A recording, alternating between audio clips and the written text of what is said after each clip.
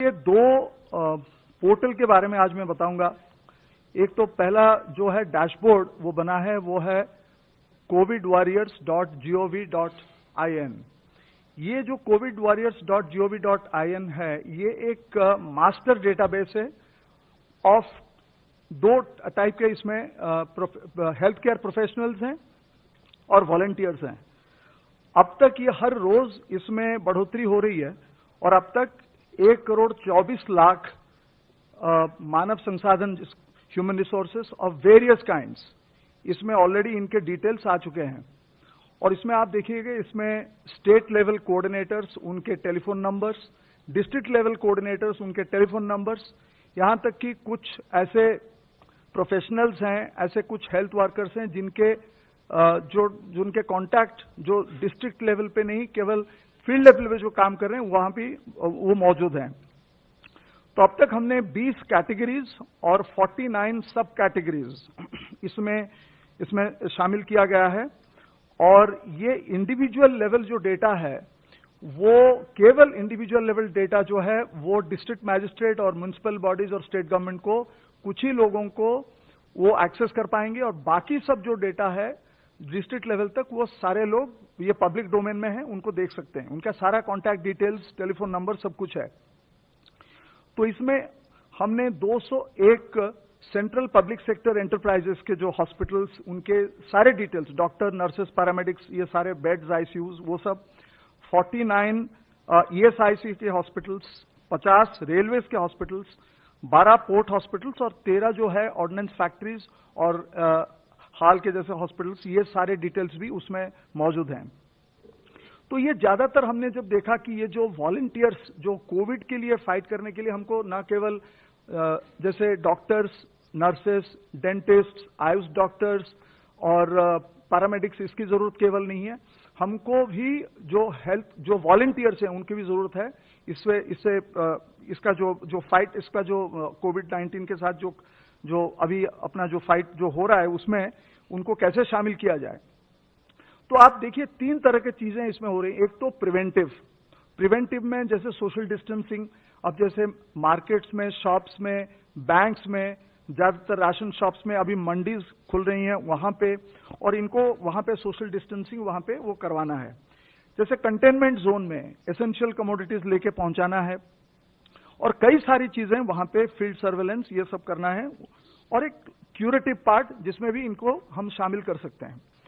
और अगर हम इसमें देखें, ये जो इसको करने के लिए, क्योंकि कभी कभार स्टेट गवर्नमेंट को और डिस्ट्रिक्ट एडमिनिस्ट्रेशन को यहां से एक जगह जहां पे फील्ड जो वॉलंटियर्स हैं या हेल्थ प्रोफेशनल्स हैं, उनको शायद एक जगह से दूसरी जगह तक लेने की जरूरत पड़ सकता है। वो इसलिए ऐसा है कि अगर डिस्ट्रिक्ट ए में प्रॉब्लम है और डिस्ट्रिक्ट बी में ह्यूमन रिसोर्सेस हैं, तो वहां से भी ला सकते हैं इसके जरिए।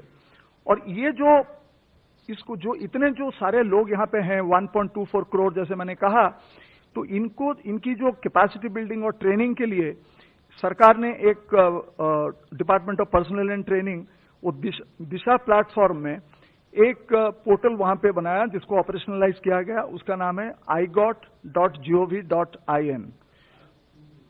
igot.gov.in। तो इसमें ये जो प्लेटफॉर्म, इसकी जो स्पेशलिटी है ये है कि इस प्लेटफॉर्म, इस जो डिजिटल प्लेटफॉर्म है, पोर्टल है, इसके तहत any time anywhere on site delivery of training material, ये इंपॉर्टेंट है। Any time anywhere on site delivery of training material, it can be accessible through any device, mobile phone हो, laptop हो, desktop हो, कहीं से भी आप इसको कर सकते हैं। इसमें अब तक 14 कोर्सेस, 53 मॉड्यूल्स, 113 वीडियोस और 29 डॉक्यूमेंट्स, ट्रेनिंग डॉक्यूमेंट्स, ये सारे वहां पे उपलब्ध हैं। और ये जो आईगॉट के कोर्सेस हैं, उसमें बेसिक्स ऑफ कोविड मैनेजमेंट से लेके जैसे लैबोरेटरी कलेक्शन, टेस्टिंग, और जैसे क्वारंटीन मैनेजमेंट से लेके आईसीयू केयर, वेंटिलेशन मैनेजमेंट तक भी कोर्सेस, वेबिनार्स और वीडियोस इसमें शामिल हैं। तो इसमें ज्यादातर जो भी है, हम इसको कोशिश कर रहे हैं कि इसको ज्यादा से ज्यादा जो रीजनल लैंग्वेजेस हैं, भाषा हैं, उसमें इसको ट्रांसलेट कर दिया जाए। उसमें अंग्रेजी तो है ही, उसमें हिंदी, मलयालम और बंगाली कुछ ऐसे हैं, और हम कोशिश कर रहे हैं राज्यों के साथ बात करके कि इसको भी ट्रांसलेट किया जाए, और हम भी कोशिश करें कि जितना जल्दी हो सके इसको ट्रांसलेट कर दिया जाए अलग भाषाओं में।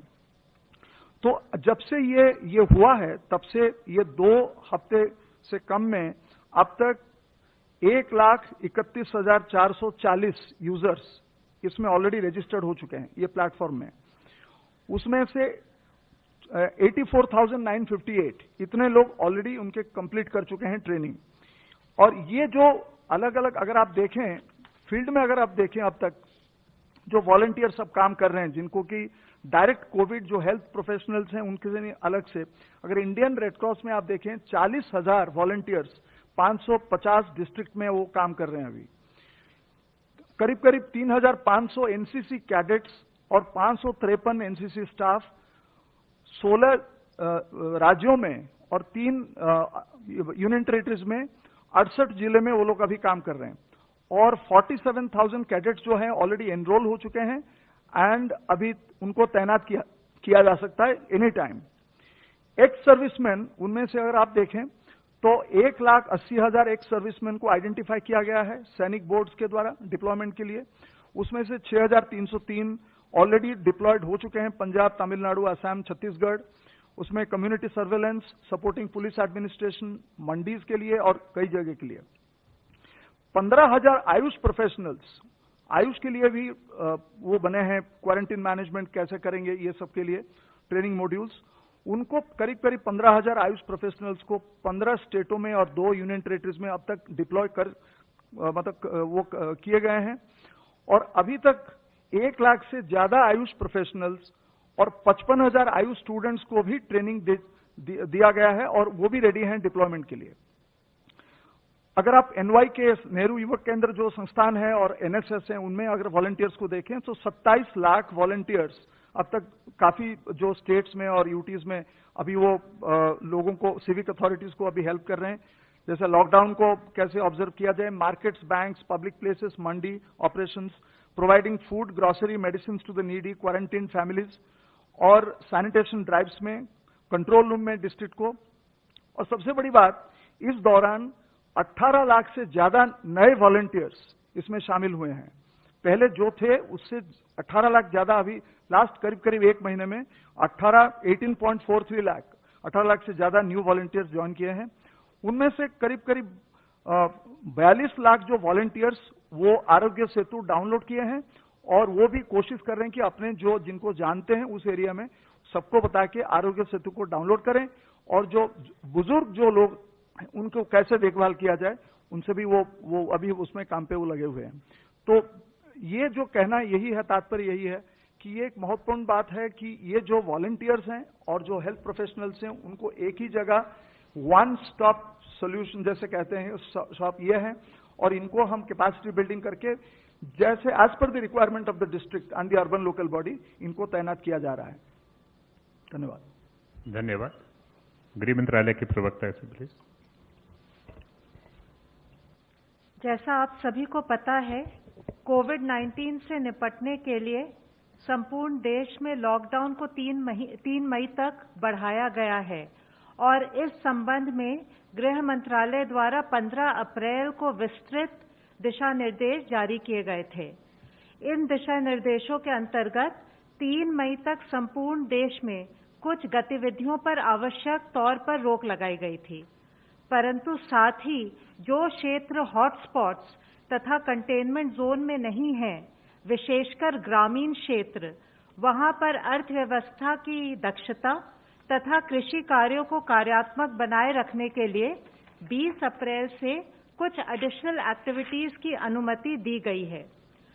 राज्यों के भीतर प्रवासी मजदूरों की आवाजाही के लिए भी एक SOP केंद्र सरकार द्वारा सभी राज्यों के साथ साझा किया गया था, ताकि ये मजदूर जिनमें से कई रिलीफ कैंप्स में हैं, वे परमिटेड एक्टिविटीज में सुचारू रूप से रोजगार पा सकें। गृह मंत्रालय राज्य सरकारों के साथ मिलकर लॉकडाउन नियमों के सख्ती से अनुपालन को निरंतर मॉनिटर कर रही है। जैसा मैंने कल आपके साथ शेयर किया था, केंद्र सरकार ने हेल्थ एवं मेडिकल इंफ्रास्ट्रक्चर और आपदा प्रबंधन के मुद्दों इत्यादि पर राज्य सरकारों की सहायता के लिए इंटर मिनिस्टीरियल सेंट्रल टीमों का गठन किया है। 4 राज्यों में इन टीमों को भेजा भी गया है। इन टीमों में वरिष्ठ स्तर के प्रशासनिक अधिकारी हैं। Additional secretary to government of India इस टीम को लीड कर रहे हैं। इसके अलावा सीनियर पब्लिक हेल्थ स्पेशलिस्ट तथा नेशनल डिजास्टर मैनेजमेंट अथॉरिटी के सीनियर अफसर भी इस टीम में शामिल हैं। उनकी एक्सपर्टीज को हम राज्यों के साथ साझा करना चाहते हैं, जिससे कि केंद्र और राज्य सरकारों के प्रयासों को एकजुट करते हुए हम कोविड-19 के खिलाफ देश का जो महासंग्राम है उसमें सफलता पा सकें। कल गृह मंत्रालय द्वारा विभिन्न जिलों की लॉकडाउन की स्थिति की ग्राउंड लेवल पर समीक्षा के दौरान यह सामने आया है कि कई सेक्टरों में जहां 20 अप्रैल से अतिरिक्त गतिविधियों को अनुमति प्रदान की गई थी, वहां पर अच्छी शुरुआत हुई है। कई स्थानों पर ग्रामीण क्षेत्रों में औद्योगिक गतिविधियां शुरू हुई हैं।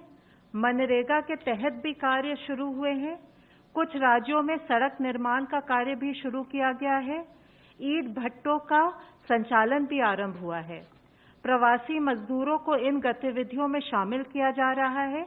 हमें ये भी जान के खुशी हुई है कि ग्रामीण लोग जागरूक हैं और कई स्थानों पर मास्क और गमछा पहन रहे हैं। हम उम्मीद करते हैं कि इन व्यवस्थाओं से ग्रामीण अर्थव्यवस्था को गति मिलने के साथ साथ कृषि और मनरेगा गतिविधियों के माध्यम से मजदूरों को रोजगार भी मिलेगा।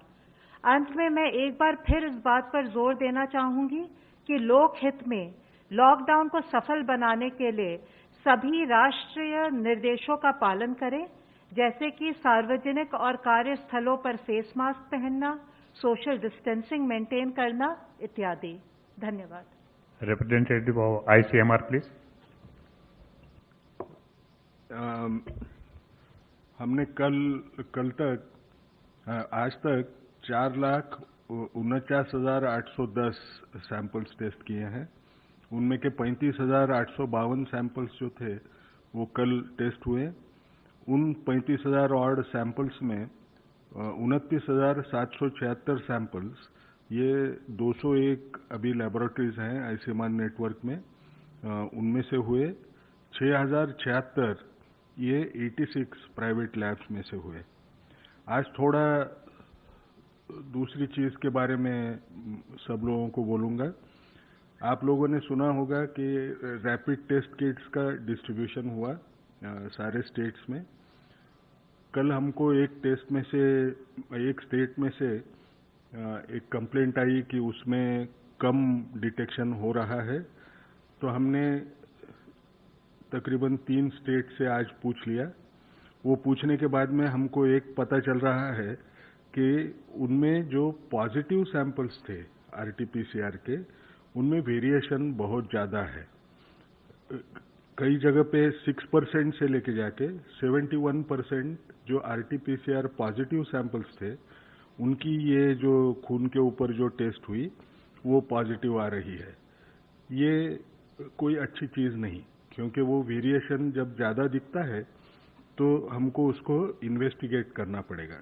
इसके बावजूद भी कि वो फर्स्ट जनरेशन एलाइजा है, जैसे मैंने बार बार आपको समझा के बोला था, फर्स्ट जनरेशन जो टेस्ट होती है, नई टेस्ट जब आती है तो उसमें वेरिएशंस दिखते हैं, वो थोड़ी क्रूड फॉर्म में आती है। और जैसे बार बार बोल रहा हूँ, सिर्फ 3.5 महीने हो चुके हैं ये बीमारी को। अब जो भी चीज आएगी उसको तो आगे रिफाइन करना जरूरी पड़ेगा। तो हमने एक डिसाइड किया कि ये फाइंडिंग्स को नजरअंदाज करना नहीं है। हम लोगों ने यहाँ जो दिल्ली में किया था हमारे लोगों के पास से, उसमें तकरीबन 71% जो RT-PCR पॉजिटिव थे उनको ये पकड़ रही थी टेस्ट बराबर। और जैसे टाइम जाता है, 7 दिन का टाइम अगर हो गया तो वो पॉजिटिव आने का चांस भी बढ़ रहा था। लेकिन ये वेरिएशन देखते हुए हमने 2 चीजें ठहराई। अगले 2 दिन में हम हमारे 8 इंस्टीट्यूट्स को फील्ड में भेजेंगे और जो किट्स हैं उनमें से वो लॉट्स लेके उसको टेस्ट करके वैलिडेशन करने की कोशिश करें। फील्ड में वैलिडेशन होगा, ये लैब में नहीं होगा। दूसरी बात हमको एक करना है कि सारे स्टेट्स को ये सलाह देना है कि अगले 2 दिन ये टेस्ट किट्स इस्तेमाल न करें। 2 दिन के बाद में हम क्लियर कट एडवाइजरी देने के पोजीशन में रहेंगे, क्योंकि अगर ऐसे कुछ नजर आया कि वो बैचेस में प्रॉब्लम है तो हम वो बैच को रिप्लेसमेंट के लिए वो कंपनी को बोल सकेंगे। इसलिए सबने इस वक्त तो भी वो टेस्ट किट इस्तेमाल 2 दिन ना करें, और अगले 2 दिन में हम जो भी सही जो रिजल्ट्स आते हैं वो आपको बताएंगे और राज्यों को भी बताएंगे। Representative of the Health Ministry, please. Chairperson empowered committee, उन्होंने हमें एचआर को कैसे हम अपग्रेड कर रहे हैं उसके बारे में बताया। इन कंटिन्यूएशन अब तक देश में 3,252 लोग जो हैं वो क्योर हो चुके हैं। कल सबसे ज्यादा संख्या में 705 लोग रिकवर हुए हैं, क्योर हुए हैं, and it takes our recovery percentage to 17.48%। कल से टोटल 1,336 एडिशनल कंफर्म केसेस आए हैं, which takes our confirm cases to 18,601। इससे पहले जैसे हम लोगों ने बताया है कि 3 डिस्ट्रिक्ट थे जिस पर पिछले 28 दिनों से केसेस नहीं आए हैं, उसमें एक और नया जिला अब प्रतापगढ़ इन राजस्थान ऐड हुआ है। इसके साथ ही टोटल 61 डिस्ट्रिक्ट्स हैं देश में, 23 स्टेट्स और यूनियन टेरिटरीज में, जहां पिछले 14 दिनों से कोई केस नहीं आया है। जो 4 नए जिले इसमें ऐड हुए हैं वह हैं लातूर, उस्मानाबाद, हिंगोली, वाशिम महाराष्ट्र से। इसके साथ ही भिवानी एक जिला था जो पहले हमारी लिस्ट में था, जिसमें पिछले 14 दिनों से केस नहीं आए थे, वहां पर केस रिपोर्ट हुए हैं। इसी के तहत मैं आप सभी से और आपके द्वारा सबसे यही रिक्वेस्ट करूंगा कि सभी जिलों को निरंतर प्रयास करते रहना है कि उनका status in terms of case management maintain रहे और बेटर हो। कुछ हेल्थ वर्कर्स जो कोविड पॉजिटिव होने के कारण कुछ हॉस्पिटल बंद हुए, और इसी तरीके से नॉन कोविड हॉस्पिटल में जो अनरिलेटेड डिजीज के लिए पेशेंट भर्ती हुए, बाद में वो पॉजिटिव पाए गए। इसको मद्देनजर रखते हुए हेल्थ मिनिस्ट्री ने कल नॉन कोविड फैसिलिटीज में ऐसे केसेस का पता लगने पर क्या करना चाहिए उससे संबंधित एक दिशा निर्देश जारी किया है। इसके तहत हॉस्पिटल्स में ऐसे इश्यूज की मॉनिटरिंग के लिए हॉस्पिटल इन्फेक्शन कंट्रोल कमेटी को रेस्पॉन्सिबल बनाया गया है। यह कमेटी इंश्योर करेगी कि उस हॉस्पिटल के health care worker infection prevention और कंट्रोल गाइडलाइंस पर प्रॉपर्ली ओरिएंटेड हों। कोई भी अगर पॉजिटिव केस आता है उस हॉस्पिटल में तो वह लोकल हेल्थ अथॉरिटीज को सूचित करें और पेशेंट को उसी हॉस्पिटल के प्रॉपर आइसोलेशन वार्ड में ट्रांसफर करें। अगर ऐसा कोई पेशेंट पाया जाए तो उसको इमीडिएटली मास्क लगाया जाए और एक डेडिकेटेड हेल्थ वर्कर ही उस केस को अटेंड करे, और जब वह अटेंड करे तो वह भी रिक्वायर्ड प्रिकॉशंस ले। साथ ही बेस्ड ऑन क्लिनिकल स्टेटस अगर जरूरत है तो इमीडिएटली उस पेशेंट को स्टैंडर्ड प्रोटोकॉल के तहत उसको डेडिकेटेड कोविड फैसिलिटी में ट्रांसफर किया जाए और इस फैसिलिटी को डिसइंफेक्ट किया जाए। इस फैसिलिटी में वह पेशेंट जिसके कांटेक्ट में आया है उन सबको क्वारंटाइन किया जाए और 14 दिन तक फॉलो किया जाए। उसके जितने भी क्लोज कॉन्टैक्ट्स हैं उनको हाइड्रोक्सिल क्लोरोक्विन प्रोफाइलैक्सिस ट्रीटमेंट पर 7 हफ्ते के लिए उनको रखा जाए। यह सावधानी बरती जाए कि जो भी कॉन्ट्रा इंडिकेशंस हैं हाइड्रोक्सिल क्लोरोक्विन के, उनका ध्यान में रखते हुए उन्हीं पर्टिकुलर लोगों को प्रोफाइलैक्टिक ट्रीटमेंट दिया जाए जो उसके लिए एलिजिबल हैं। अगर इसी सिचुएशन में किसी पेशेंट के साथ साथ कोई हेल्थ केयर वर्कर भी अगर इन्फेक्ट होता है तो उसको रोस्टर से हटाते हुए उसके कॉन्टैक्ट्स को भी 14 दिन के लिए क्वारंटाइन किया जाए और उसको प्रॉपर और इफेक्टिव ट्रीटमेंट प्रोवाइड किया जाए। इन अस्पतालों में ऑपरेशन की कंटिन्यूटी बना रहना जरूरी है, तो जिसके तहत इन अस्पतालों में एक कंटिजेंसी प्लान बनाना चाहिए, उसी हिसाब से स्टाफ का रोस्टर बनाना चाहिए।